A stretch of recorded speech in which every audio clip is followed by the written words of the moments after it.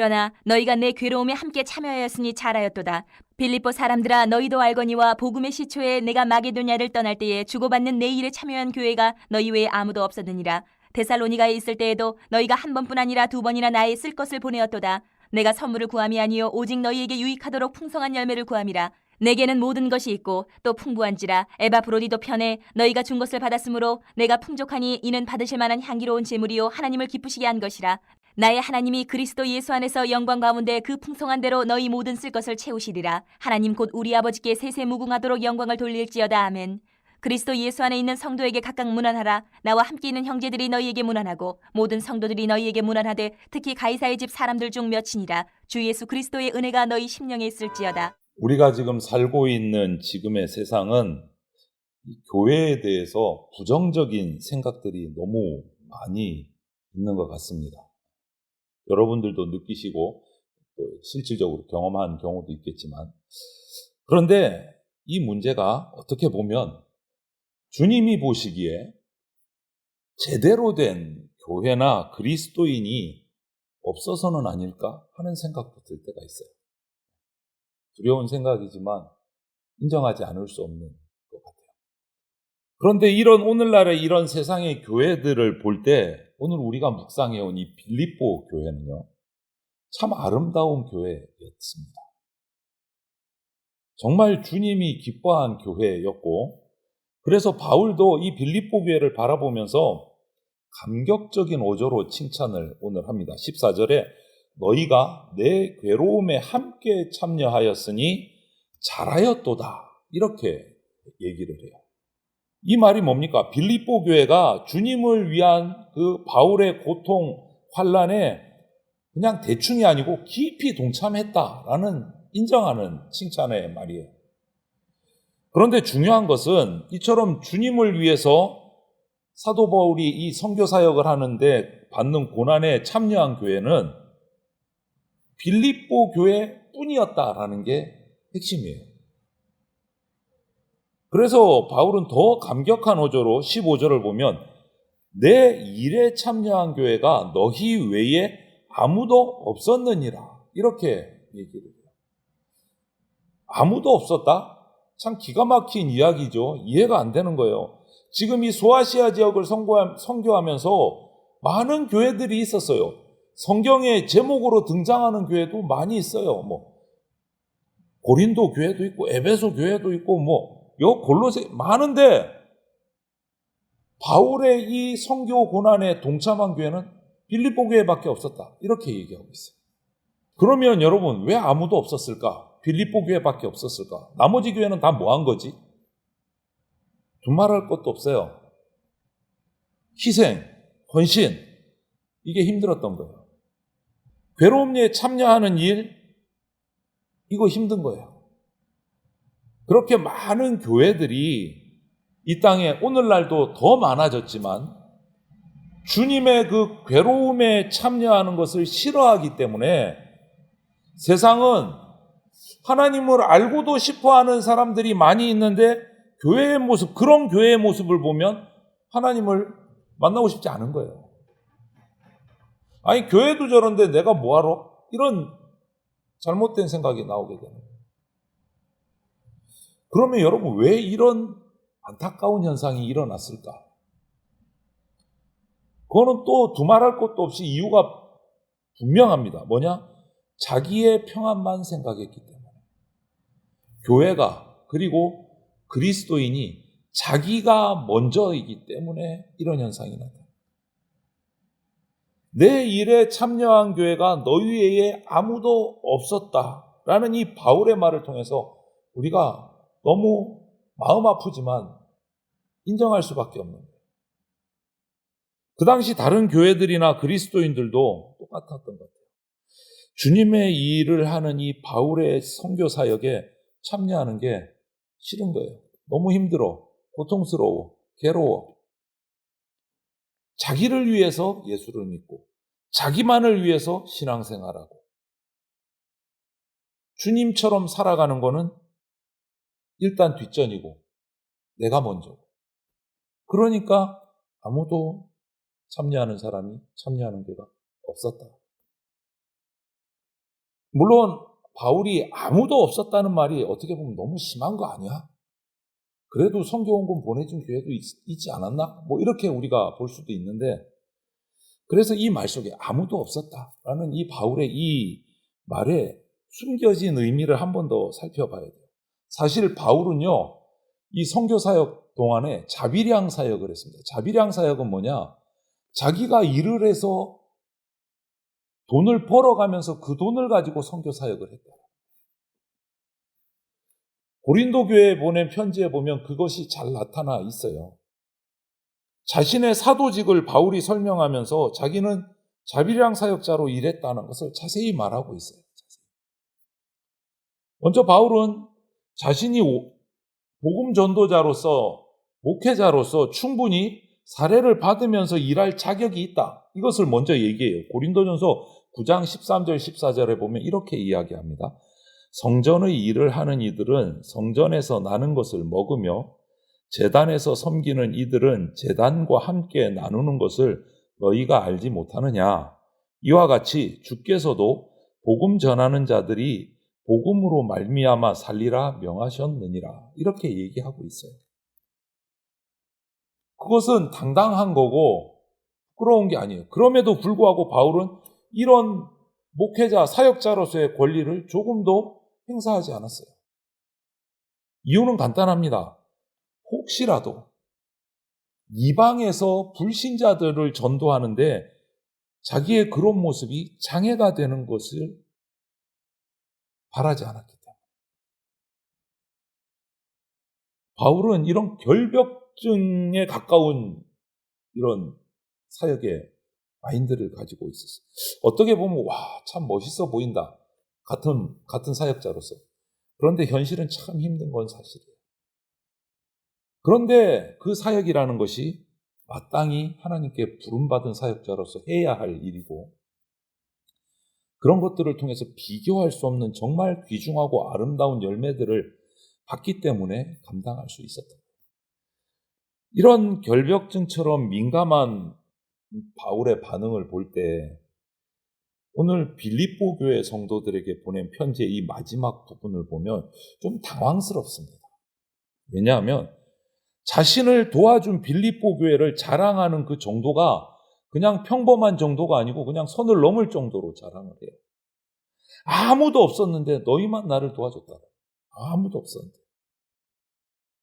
그리고 17절, 18절을 여러분 곰곰이 읽어보면 그 빌립보 교회가 보내준 선교헌금에 대해서 과도하게 보일 만큼 막 칭찬을 해요. 그렇다면 그 살해받는 것을 결벽증처럼 민감하게 안 받으려고 하는 그 바울이 빌립보 교회 성도들이 보내준 그 선교헌금에 대해서 이렇게 그냥 막 칭찬하는 반응을, 정반대의 반응을 보인 이유가 뭘까? 그 사이에 이 마음이 바뀌었나? 이 궁금한 것을 데살로니가에 있을 때에도 가난한 빌립보로부터 도움을 받았다. 이것이 열쇠가 돼요. 빌립보 교회는 큰 교회가 아닙니다. 가난한 교회였어요. 작고 가난한 교회. 사실 데살로니가 교회나 고린도 교회는 부유한 항구 도시에 있어서 훨씬 더 재정적으로 규모 면에서 성도 면에서 훨씬 더 큰 교회들이었어요.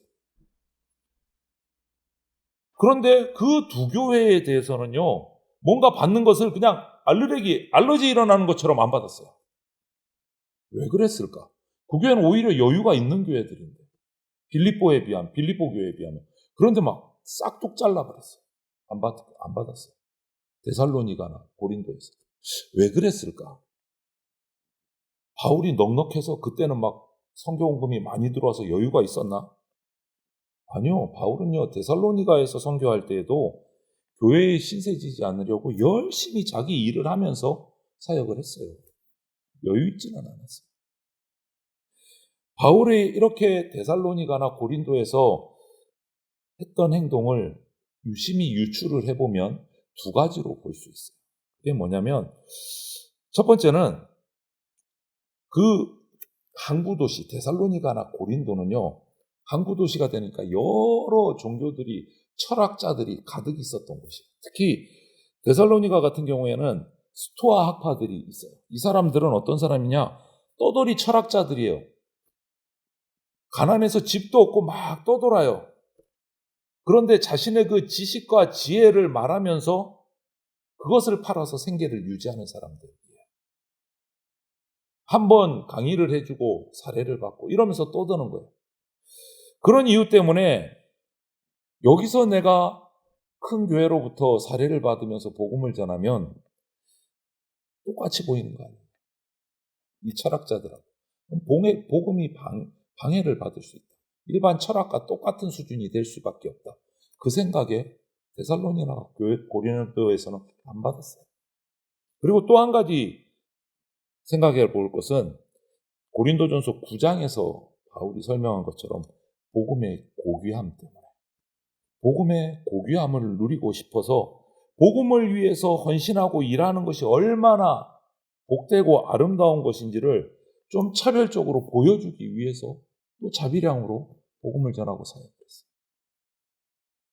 물질로 인해서 주님을 멀리할까 봐 두려워하는 마음. 오늘날 초대형 교회들 그런 일들 벌어지잖아요.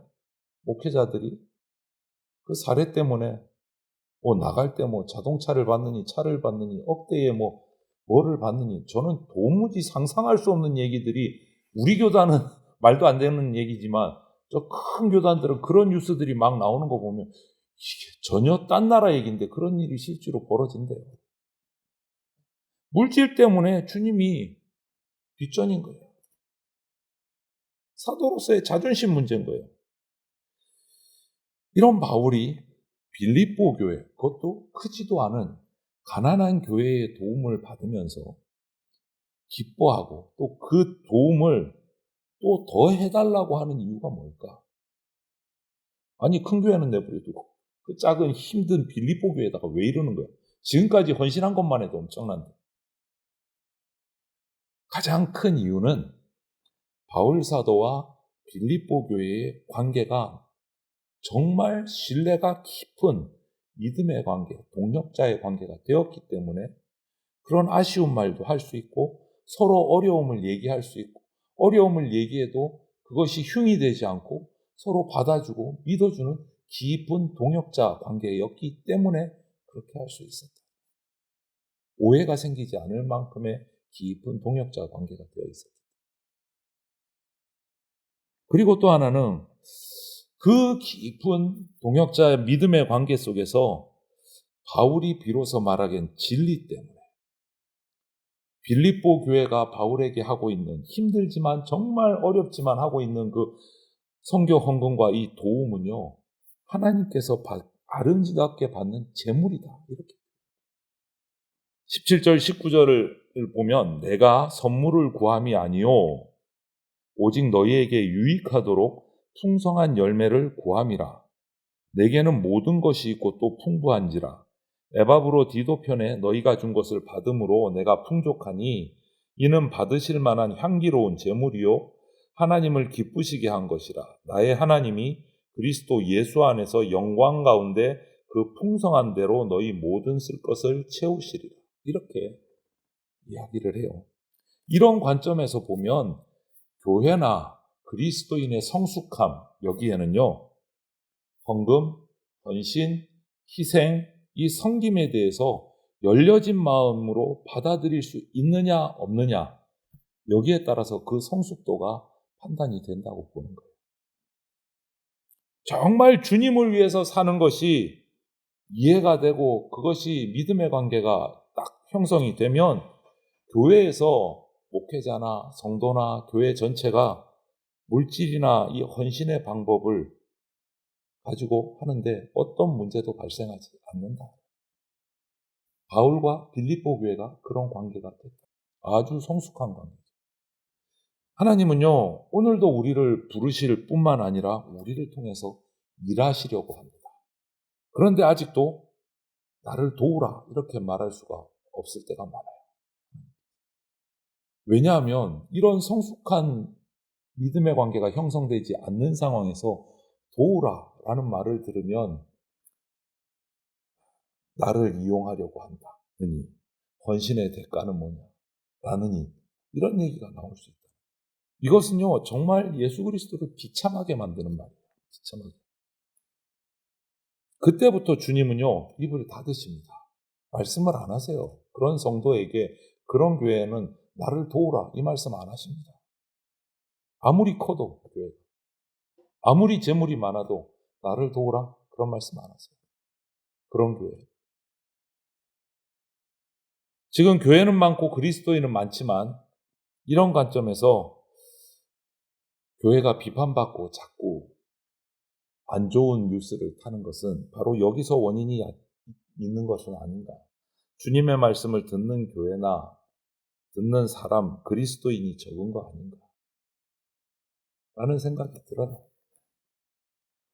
그래서 주님은 주님의 마음을 알고 자원하는 사람들, 작고 부족하지만 헌신하고 희생하고 십자가를 지고 나가려는 사람들, 그 사람들을 보면 그냥 눈물을 흘리고 밤잠을 이루지 못하고 행복해 하시는 거예요. 그런 사람 찾기가 힘들기 때문에, 그런 교회 찾기가 힘들기 때문에, 교회된 우리 그리스도인 저와 여러분 입장에서 참으로 부끄러운 거죠. 정말 필요한 것은, 주님 앞에 정말 필요한 것은 아무도 없다 말씀하시면서 그냥 아무 말도 못하고 계시는 주님 앞에 가서, 주님, 제가 여기 있습니다.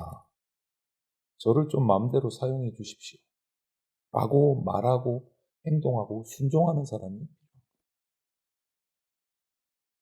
주님을 비참하지 않게 하고 주님의 그 은혜 안에서 값없이 주님 앞에 서는 그런 그리스도인이 필요한 거예요. 정말 기가 막힌 일이 아닐 수가 없습니다. 우리 교회와 성도들이 이같이 주님 앞에 자원하고 헌신하는 착한 교회가 되기를 축원을 합니다. 갈수록 교회는 많아지는데 갈수록 주님이 찾는 교회는 적어지는 것 같은 마음이 드는 것은 왜 그런지 목회자로서 너무 부끄럽고 답답하고 안타까운 모습이 들 때가 있어요. 바울의 고백을 제가 읽어드리고 함께 기도하고 하겠습니다. 고린도전서 9장 16절부터 19절 말씀을 공동번역 성경을 제가 찾아서 읽어드릴게요. 내가 복음을 전한다 해서 그것이 나에게 자랑거리가 될 수는 없습니다. 그것은 내가 마땅히 해야 할 일이기 때문입니다. 만일 내가 복음을 전하지 않는다면 나에게 화가 미칠 것입니다. 만일 내가 내 자유로 이 일을 택해서 하고 있다면 응당 보수를 바랄 수 있을 것입니다. 그러나 사실은 내 자유로 택한 것이 아니라 하나님께서 그 일을 내 직무로 맡겨주신 것입니다. 그러니 나에게 무슨 보수가 있겠습니까? 보수가 있다면 그것은 내가 복음을 전하는 사람으로서 응당 받을 수 있는 것을 요구하지 않고 복음을 거저 전할 수 있다는 사실입니다. 나는 어느 누구에게도 매여 있지 않은 자유인이지만 되도록 많은 사람을 얻으려고 스스로 모든 사람의 종이 되었습니다. 바울의 고백이에요. 내가 복음을 전하는 것이 너무너무 감사하다. 하나님이 주신 사명이다. 그래서 나는 복음 전하는 게 내가 받는 하나님께로 붙는 보수다. 이렇게 고백하고 있어요.